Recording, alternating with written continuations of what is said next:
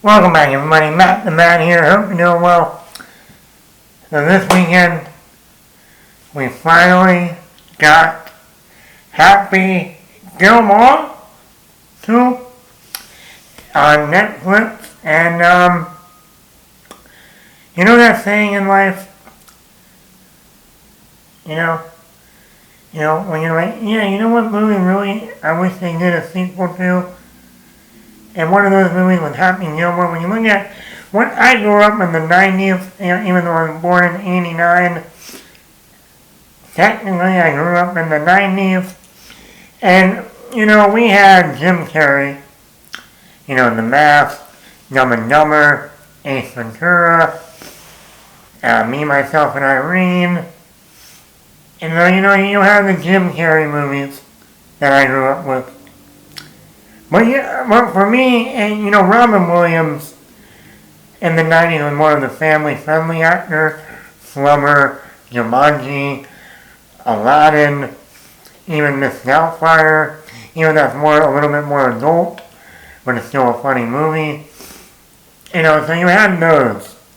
But for me, I think with a lot of people my age, it was Adam Sandler. Talk about an actor who dominated the entire 90s. Not like Jim Carrey, who had 94 with Ace Ventura, Dumb and Dumber, and The Mask. It was Adam Sandler throughout the 90s. Happy Gilmore, Billy Madison, The Wedding Singer, The Water Boy, Big Daddy. I mean, these are the movies that I would have on repeat over and over. Maybe not The Water Boy. I was actually never a huge fan of The Water Boy.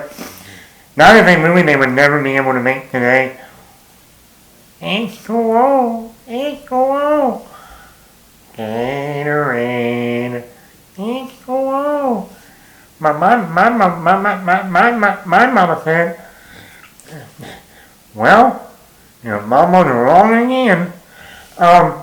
Mama's right. They would never be able to make that movie today. There's a lot of movies that you go back and watch now, like a lot of Adam Sandler movies that they would never do that today. But I watch the Happy Gilmore all the time. I watch the Billy Madison. It's too hot for a penguin to be around here. Oh, Veronica Mars wants to touch the honey. Oh. And then you got like The Wedding Singer. I mean, who doesn't love The Wedding Singer? I mean, that is like prime comedy and romance. He's losing his mind. And I'm reaping all the benefits. You're a moron. All the meat in that table 9. Long stinks. And then you had to finish the 90s, to wrap up the 90s, you had Big Daddy. That's probably my second or third favorite of his.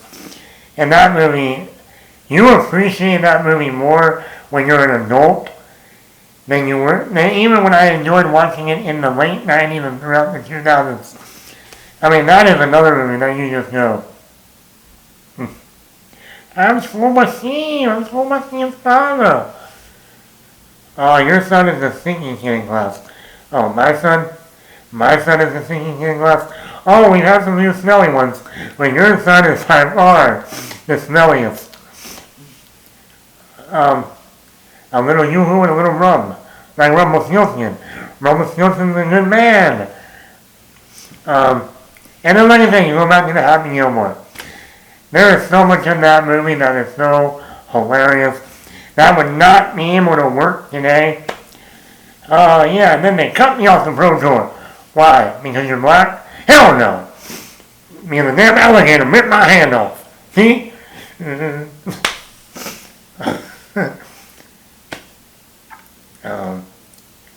You will not make this putt, you jackass. Leave me the name tag. You're in my house now, Grandma. And this is the problem with comedies today. I even went back last week and I watched Bringing Down the House with Steve Martin and Queen Latifah and Eugene Levy. And I went, they would never be able to make this movie today. You go back and watch that movie. There is stuff throughout that entire movie that you go, that is hilarious. But it would never work in this day and age, how politically correct we have to be. That movie would never work today. But that is a hilarious movie. And that is the difference between comedies now and comedies back in the day, in the 80s, in the 90s, in the 2000s. They don't make comedies like they used to. And we have officially seen, and that was one of my biggest takes was, you are making Happy Gilmore 2. I've always wanted to see another Happy Gilmore movie. It is prime for a sequel. He's won the gold jacket, he got the girl, he got the house back. What's next for Happy Gilmore? Well, you know what they say, be careful what you wish for. And oh my God. I know we live in an age of legacy sequels, long-awaited sequels. Last week we had I Know What You Did Last Summer, which was bad. This week we get Happy Gilmore 2. And I'm like, you're killing me, Smalls. You're killing me with these damn legacy sequels. If I can remember the Titans. You're killing me, Petey. You're killing me. That's another sports movie. See, Happy Gilmore sports. Oh, okay. And I'm like, first of all, I knew when it said it was going to be on Netflix. I said, oh, that's bad. Oh, that's bad. That's fucking bad. On Netflix, Happy Gilmore 2? They don't even want to put it in the theater. At least some of Netflix movies have gone in the theater for like a week. They're not even putting this in the theater for a week. Oh, that's bad. That's bad. Then they wouldn't even put out reviews until the day the movie came out. And that's when I knew, oh, this movie's gonna suck. I'm gonna watch it because I'm dying to see how bad it is. It's really bad when I want to watch a movie to see how bad it really is. I mean, when you work a whole day at work and you want to come home and just watch a bad movie to see how bad it is, that's saying something. And I watched Happy Gilmore 2. And even in the first 3 minutes of the movie, I went, oh, this is going to be bad. Oh, this is going to be bad. And guess what? It kept going downhill. It kept going downhill. There's no up. Up. There was no happy place. Happy? Find your happy place. No happy place. No. Not happy. Not even that. They don't even make happy in this movie. He's a drunk. He's an alcoholic. I mean, this is giving me golfers a new way of drinking more alcohol on the golf course. My brother must be loving this. Oh, how many more fireballs can I hide in another thing? I'm just watching this movie. I'm like, first of all, stop casting your damn daughters in your movies. We gave Will Smith a hard time with Jada Smith. Stop casting your damn daughters in your movies. And your wife. Okay? Stop putting your wife in your movies. That didn't happen in the 90s. Okay, you didn't meet her until 1999, I get it. She was in Big Daddy. She was the waitress. What are you doing, cutie? Watching the goddamn Jets? Yeah, that waitress ended up marrying Adam Sandler. True story. Before that movie, no. Making that movie, he met her. She looked a lot hotter back then. She's had a lot of plastic surgery. But, and then you cast her daughters in the movie. And this is where I went completely, oh my god. So, one of the daughters is actually his daughter in the movie.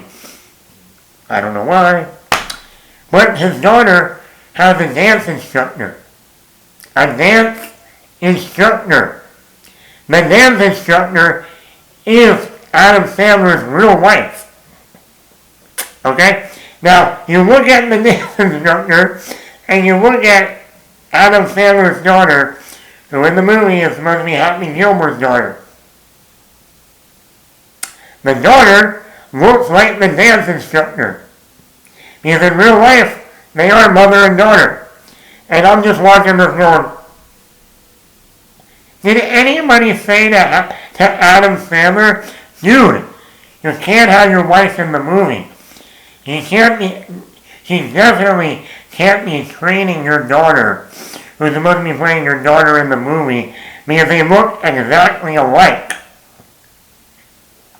You don't think people aren't going to notice that?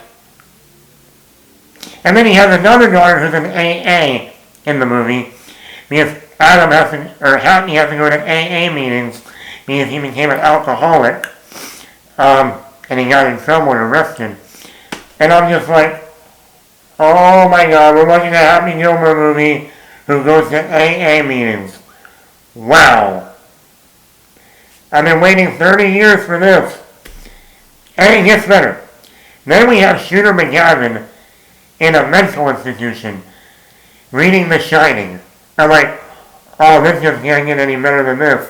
No, ain't there. I'm like, what are we doing here? We have cameos. I mean, Margaret Qualley comes off getting an Oscar nomination and then being in Happy Gilmore too. You got every golfer on the planet in this movie, except Tiger Woods. I guess they didn't want a black guy in the movie. They had chubs, just like in the first movie. Oh, they kicked me off the Pro Tour. Why? Because you're black? I guess they didn't want Tiger Woods because he's black. I don't know. But they have everyone else. Scotty Sheffield, DeChambeau, you name them. They even got the hot blonde chick who plays golf. Paige Sporadic. Yes, I know who she is. I am not an idiot. And I'm not gay. When you see her, you go, oh yeah, Adam, I know what you're doing there. What for you? And then, oh, Veronica Mars. Oh, you're not shining. But you even got a female golfer in here who really doesn't play that much golf, but she is a professional golfer, but it's more because of her looks. Let's be honest. And I'm like, and then you got like Post Malone, you got Eminem, you got fucking Eminem in this movie. Oh my god. Here's another thing. When you do a legacy sequel, you don't need to have so many flashbacks to the original movie. This movie basically plays the entire first movie in flashbacks. Every character from the original movie has a son or has grown up. Like the caddy. Yeah, he's grown up now. He's now a golfer. Let's see. The guy who says, you jackass, he has a son. Eminem. You can't make this shit up. The nailhead guy, he has a son. Who looks just like him. What do you know? And I'm just, Chubbs, he has a son. They never even mentioned him having a son in the first movie. But he has a son. And everybody, the entire fucking movie is flashbacks. You don't even need to watch Happy Gilmore 1. Just watch Happy Gilmore 2. It's a 2-for-1 special. It's one thing like in Top Gun Maverick, when they have the flashback of when Miles Teller is on the piano, and Tom Cruise remembers when Goose was playing great balls of fire. That's okay. That was just one flashback. That's it. In that entire movie. But when your entire fucking movie is a flashback to the previous movie, number one, why? Number two, fans of the original have seen the original multiple times. We don't need to see this movie over again when we're watching a new one. No kangaroo. And then we get into the third act. Oh, and Adam Sandler's opponent.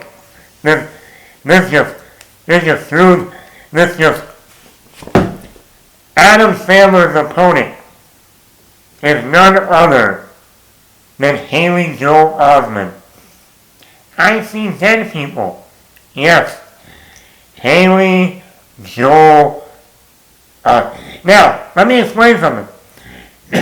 Back in the day, Haley Joel Osment was the king of young kid actors. He was brilliant in The Sixth Sense, in AI, in Secondhand Lions, in Pay It Forward. He was brilliant. Great actor. Great child actor. But ever since he took a break and then came back to acting now as an adult, he's not that good. He's just not that good. He is not like he used to be.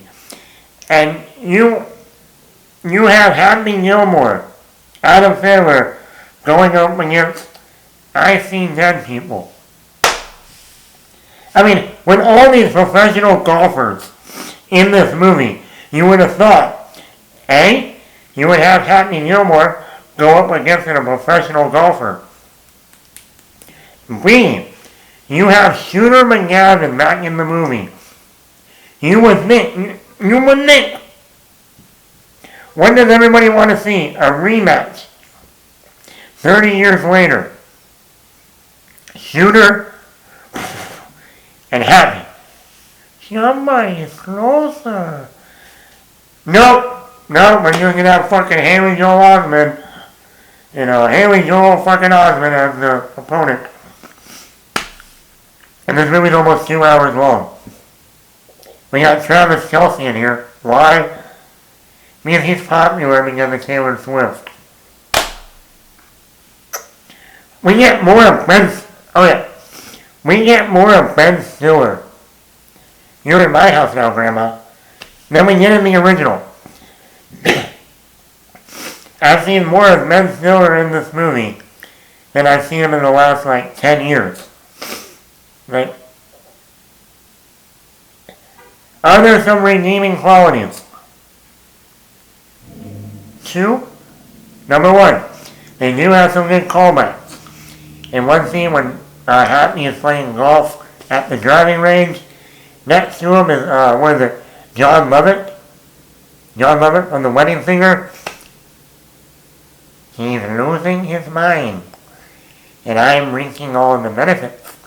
So, it was nice to see him. I'm like, hey, that's a callback to The Wedding Singer. And then we get Rob Schneider. When Happy goes to his happy place in this one, someone else is riding on the bike, and it's Rob Schneider, and he says, "You can do it!" And I was like, yes. That was a nice callback to The Waterboy. And I actually wanted them to follow that up, like when Happy is sucking, like when he's playing poorly.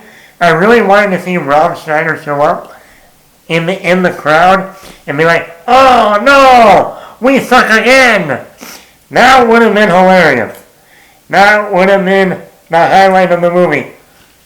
Seeing Happy losing it and go, "Oh no, we suck again." Or just hand him some Gatorade. Here, have some Gatorade. One Gatorade sucks. Water is better. H2O. H2O. This is a horrible movie. Even last year with Gladiator 2, I'm just like, even though I am looking forward to Freak Year Friday with Lindsay Lohan and Jamie Lee Curtis, and then next year, we're going to get The Devil Wears Prada 2, I am actually looking forward to those. Hopefully they'll bring back that Legacy sequel that we've been waiting for like Top Gun Maverick, but people, Netflix, please, for the love of God, do not make any more sequels to Adam Sandler movies. I do not want to see The Wedding Singer 2. At least not by you. I do not want to see Big Daddy 2. I would love to see a Big Daddy sequel. But with what I just saw with Happy Gilmore 2, no. I do not want to see a Billy Madison 2. No. I would love to, but no. Don't make any more sequels to Adam Sandler movies. No. This was too much. And now we have officially now realized comedies do not get the long-awaited sequel treatment. The legacy sequel treatment is over. Dumb and Dumber 2, Zoolander 2, and now Happy Gilmore 2, we're done. We're done. Can't do it no more. You fucked Jim, you fucked Ben, and now you fucked Adam. All of them been fucked with their sequels. Dumb and Dumber 2, Jim. Zoolander 2, Ben. Now Happy Gilmore 2, Adam. We're done fucking. No more fucking with sequels to comedies. We're done. Oh! Anchorman 2, Will Ferrell. Anchorman 2, Zoolander 2, Dumb and Dumber 2, and Happy Gilmore 2. Will, Adam, Jim, and Ben. They've all been fucked with legacy sequels. No more. No more. Don't ever make Wedding Crashers 2. Because then you'll be fucking Vincent Owen. That's a two-timer. Two-time threesome. Don't do it. Don't do it. Anyway, I would give this movie a 2 out of 5. That's it. 2 for Happy Gilmore 2 out of 5. This movie sucks. Don't watch it. Because there's no point in watching it because they rehash everything from the original. So just go back and watch the original. It works a lot better. Anyway, Matt the Matt here. I want those 2 hours back. Can I have them back? You will suck. You will jackass.